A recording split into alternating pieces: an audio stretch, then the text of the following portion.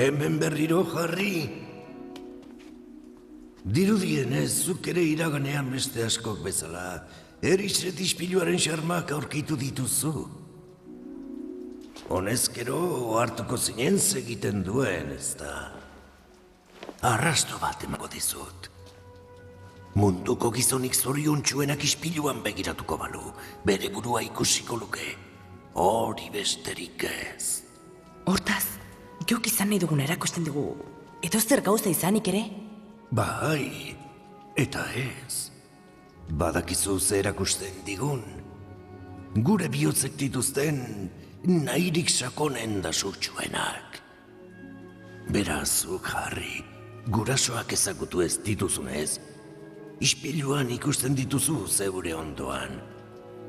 Baina gogoratu honetaz, Harry, ispilu honek ez digu emango jakinduria edo egia.